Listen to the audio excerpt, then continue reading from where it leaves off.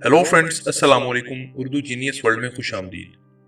दोस्तों, मौत एक ऐसी अटल सच्चाई है जिससे इनकार करना दुनिया की सबसे बड़ी बेवकूफ़ी है और एक न एक दिन हर इंसान और जानवर ने इसका मजा चखना है। दोस्तों, आज तक दुनिया में जितने भी बड़े तीसमार खान आए, सबको मौत के आगे हथियार डालने पड़े और उससे शिकस्त खानी पड़ी।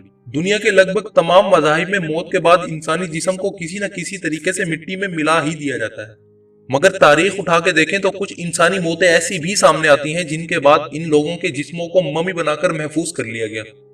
लेकिन दोस्तों, आपने ऐसा पहले कभी सुना है कि कई सालों से मरे हुए इंसान की मम्मी में अचानक हरकत शुरू हो गई हो? यकीनन यह सुनने में एक नाकाबिले यकीन और हैरत अंगेज बात लगती है। लेकिन दोस्तों, आज मैं आपको इटली के म्यूजियम में रखी गई एक ऐसी बच्ची की मम्मी के मुतालिक बताने जा रहा हूं जिसके मुतालिक दावा किया जाता है कि इसकी मौत के 100 साल बाद भी इस बच्ची को पल के झपकाते देखा गया है। इस बच्ची का नाम रोसालिया लोम्बार्डो था और ये 1918 में इटली में पैदा हुई थी। पैदाइश से ही बहुत ज्यादा कमजोरी की वजह से 1920 में जब वो 2 साल की थी तो प्यूमोनिया नामी इन्फेक्शन की वजह से इसकी मौत हो गई। दोस्तों, ये अपने वालिदैन की इकलौती औलाद थी और इनकी शादी के काफी लंबे अरसे बाद पैदा हुई थी।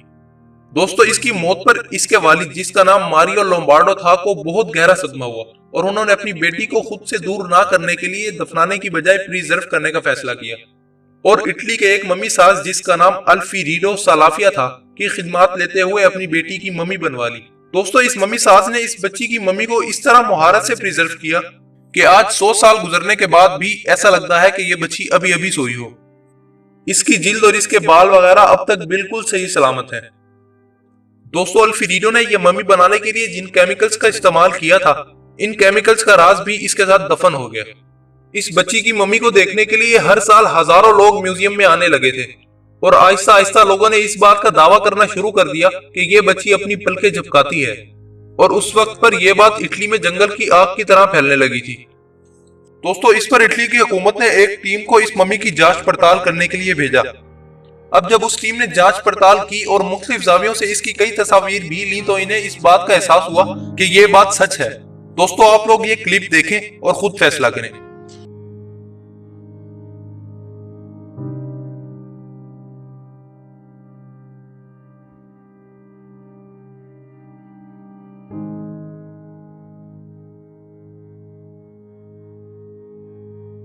उन्होंने रोसालिया का कई बार एक्सरे भी किया और हैरत अंगेज तौर पर यह बात सामने आई कि इसके जिस्म के सब आज़ा गलने सड़ने की बजाय बिल्कुल ठीक ठाक थे।